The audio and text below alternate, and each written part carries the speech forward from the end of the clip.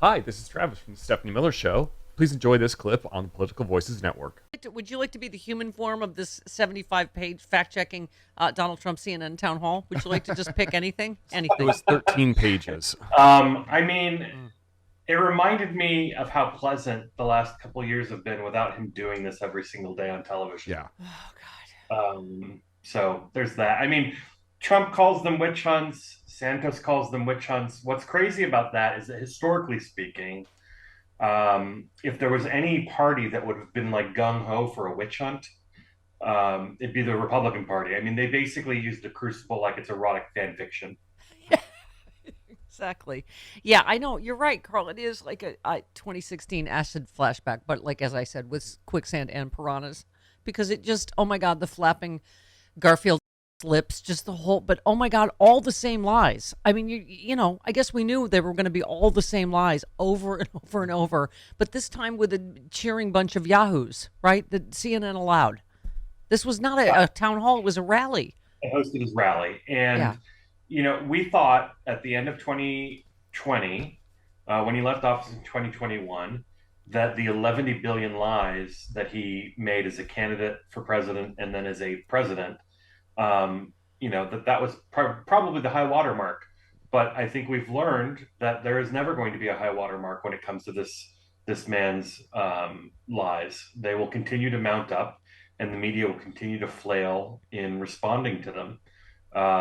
He'll also continue to put his foot in his mouth, putting himself in legal jeopardy. I would not be surprised if E. Jean Carroll has other lawsuits to file based on this interview. Yeah, I just said that, Carl, in the first segment. I'm like, if I were her, I'd sue him again. It's like, this is just, it's extraordinary that we keep, like, I don't know, I guess surprise isn't the word, because we're not surprised. It's just, but the fact that he continually just goes into a rake factory every time he goes on TV legally. We were saying Ellie Honig was talking about January 6th, that Jack Smith should totally use this admission. I don't know, I didn't watch, God, I couldn't have withstood the whole thing, but the admission that basically he sent them. Whatever it is he said last night, according to experts, is legally admissible. Don't you think? Yeah, anything he says is legally admissible. We've seen, during the trial, they showed him, audio and read back his quotes to him. So I think every time he talks in public about any of this stuff, he's go even deeper. And I think the media, when we say we're not surprised, the media shouldn't be surprised either. They need to come ready for all of the lies. Mm-hmm. Trump went on CNN because he was under the impression that he would be able to go on a network just like he does to Fox News and Newsmax and get very little challenge. And that's partially what he got. The traditional media, your CNNs, MSNBCs, NBC, CBS, PBS, etc., they need to hold themselves to a higher standard than those other outlets.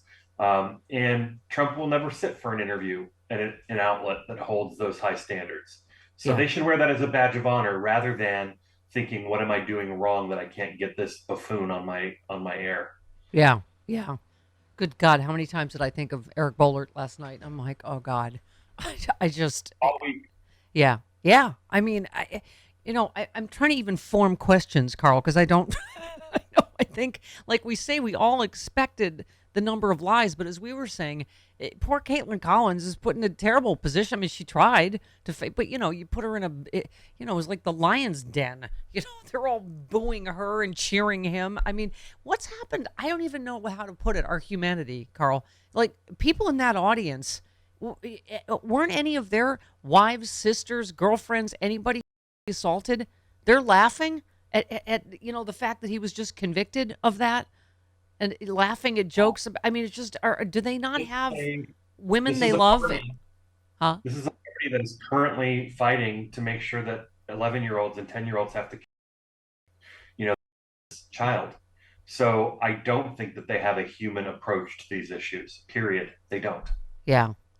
But I guess, and the other thing, for you as a political strategist, just the fact that he's allowed to completely misrepresent his record Biden's record. Just, I don't even want to say. Like, the numbers, almost everything. Again, how many pages is this, Travis? I couldn't possibly. 13 pages. I couldn't have possibly gone through this entire thing, but it's just wildly, the numbers are all wrong. He just pulls numbers out of his, right? Like, I think we've given 36 billion to Ukraine. He said 171 billion and counting. Like, he just pulls numbers out of his. He said, what was the other thing he said, Travis? We don't even have any ammunition for ourselves anymore. We gave it all to Ukraine. He said we did. But I mean, the percentage of people, I guess, that believes what my girlfriend was saying. It's just, this is the thing with good liars. He says it with so much conviction, and like he knows that there's a percentage of idiots like in that audience that go, yay, yay. It's not about, like, he could literally say anything, and the people in that audience eat it up.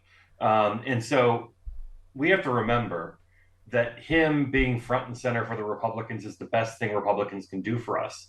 But we also have to remember that we can't take anything for granted, that we need to fight just as hard as we did in 2020 and 2019 and 2018 and 2017, and make them own him. If we can make them own him again, we can win back the House, we can keep the Senate, and we can defeat him. Yeah.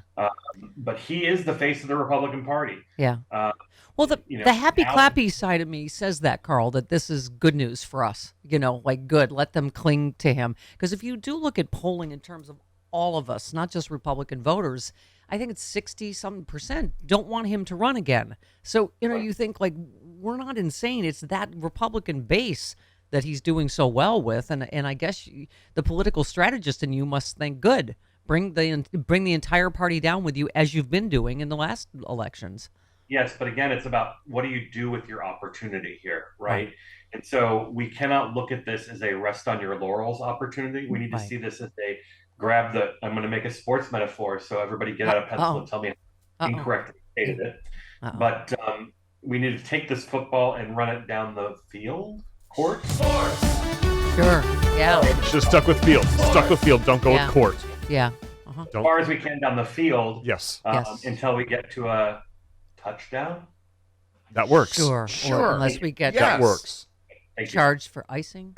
Is that a thing? That was great, Karl. That's good, Karl. But seriously, quite seriously, would you, as a political strategist in 2024, this is your old job, how would you do that in a completely fact-free world like we live in last night, where there does not appear to be objective reality or facts?